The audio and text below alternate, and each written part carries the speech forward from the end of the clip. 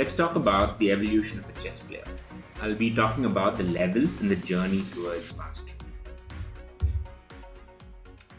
You can also think of this as the levels of thinking in chess, because as you climb up, as you transcend into higher levels, the way one thinks about chess also significantly changes. Everything begins with a clean slate. This is the stage or the level that I call unaware. This is a 4-year-old child who has no clue about chess, who's starting off, who's beginning the journey. It could also mean different levels of unawareness. For instance, you might actually be an adult who's seen chess, peripherally glanced at time and again, but not really understood the nuances behind it. You are also beginning at the unaware level. To you, chess is not a game, it's a label. When you see the pieces, when you see people playing, you label it as chess, and that's about it. You've not really understood the depth of it. The next level after a clean slate, once you start paying some attention, taking an interest, and learning the very basics of it, is what I call as the rules. You are a beginner, you are learning, and you seek out the rules of the game, how the game is played, what are the do's and don'ts, what is right and what is wrong. And your thinking is pretty much limited by these very set of rules. And then eventually you will transcend this and get into the next stage, which is the patterns.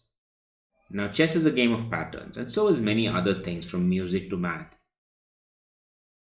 And this is the stage at which you start synthesizing the rules and understand the game not in terms of a dogmatic set of rules, but a set of patterns that emerge as these rules are applied.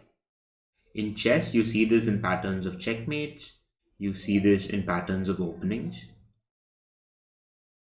This is where typically an advanced beginner of the game is. And one transcends this level to go on to what I call as the tactical level.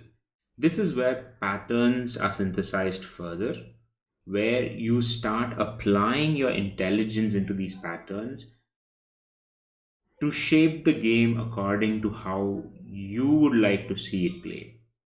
In other words, to your advantage. In chess, these tactics have names like pins and forks, skewers, even complex ones like remove the defenders. So these are patterns or tactics that you not only identify, but you actually apply to your advantage in helping you win the game.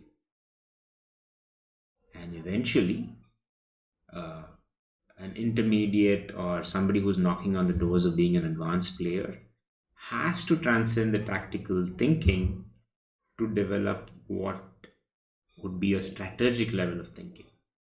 Strategy is going a step ahead of tactics. It's basically being able to zoom out to see long term as well as see the big picture.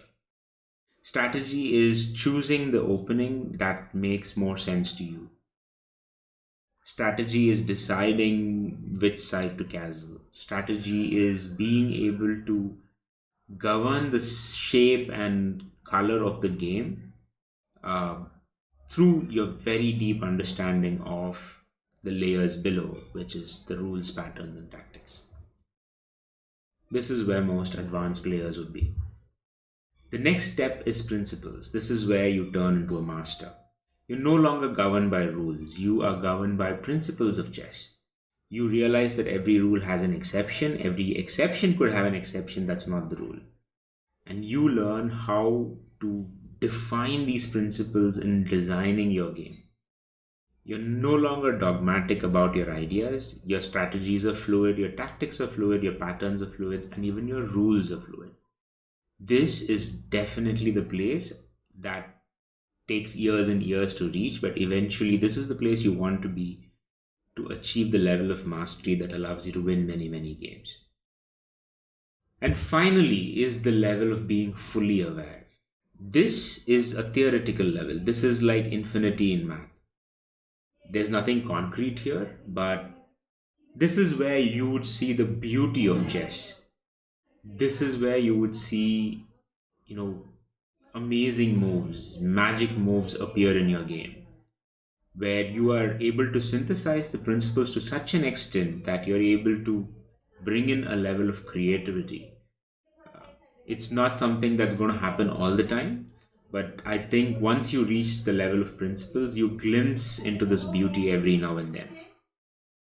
I hope you found this useful. This is a framework that I shall be using to explain the journey of a chess player and what you would be needing to do as you transcend from one level to other and as you build your expertise in each level. Thank you so much.